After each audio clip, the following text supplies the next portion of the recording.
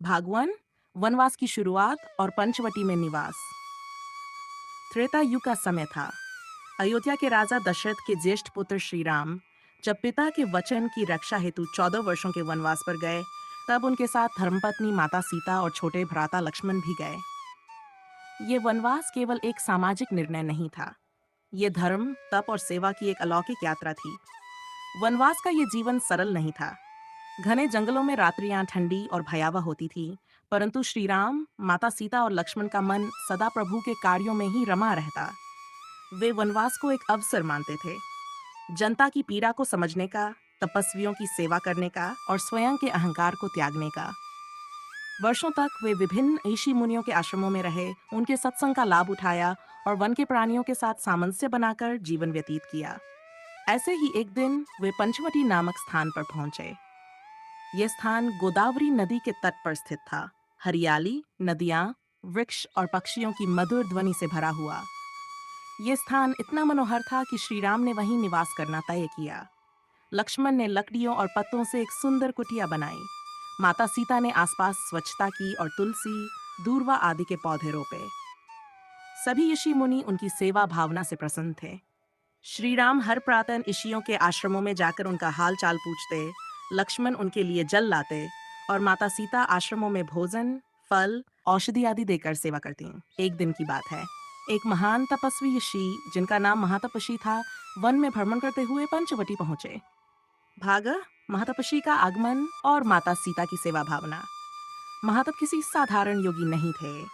वे ब्रह्मचर्य, तप और ध्यान में रत रहते हुए दशकों से एक ही स्थान पर साधना कर रहे थे। उनके तेज से वन का वातावरण भी आध्यात्मिक हो जाता था। जिनके नेत्रों में दिव्यता और मुख पर करुणा का तेज था। जब वे पंचवटी पहुंचे तो दूर से ही श्री राम, लक्ष्मण और माता सीता को उनके आगमन का आभास हो गया। श्री राम ने उनका स्वागत किया, लक्ष्मण ने उनके चरण धोए और माता सीता ने अर्घ्य और आसन दिया।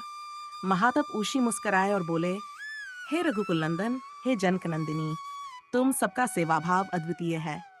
मैं चाहता हूँ कि आज तुम्हारी कुटिया में भोजन करूं। यह सुनकर माता सीता आनंदित हुई। उन्होंने विनम्रता से सिर झुकाकर कहा, ऋषिवर, ये हमारा सौभाग्य होगा कि आप हमारे अन्न को पवित्र करें। तत्क्षण माता सीता भोजन बनाने में लग गईं।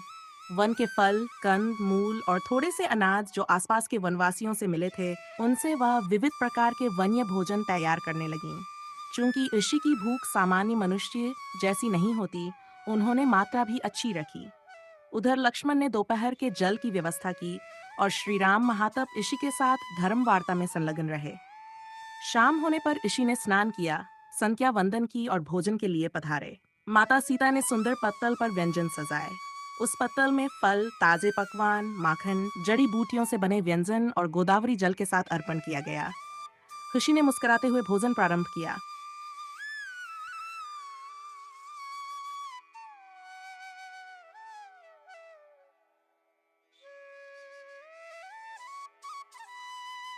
ये रहा भाग 2।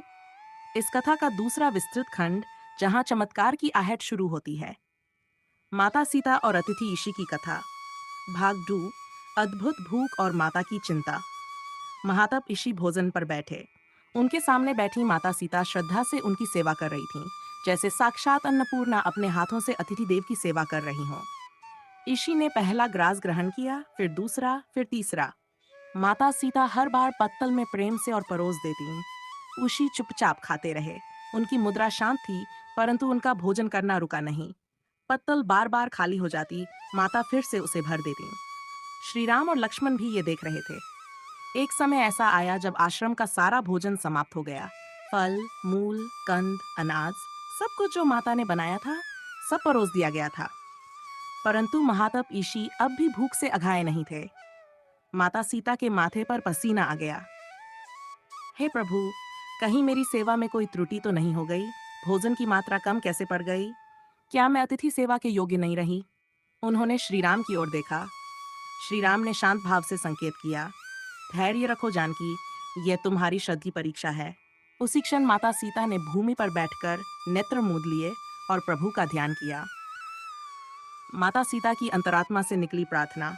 माता सीता ने मन ही मन कहा, हे अन्नपूर्णा माता, हे श्री हरि, हे मेरे आराध्य श्री राम, यदि मेरी सेवा में एक भी रत्ती मात्र श्रद्धा रही हो, यदि मेरा मन पूर्णतः निष्कलंक और अहंकार रहित हो, यदि ये भोजन केवल अतिथि सेवा के भाव से तैयार किया गया हो, तो कृपा कर यह अन्न कभी समाप्त न हो। मेरी झोली में कुछ न भी हो, पर मेरी भावना पूरी हो।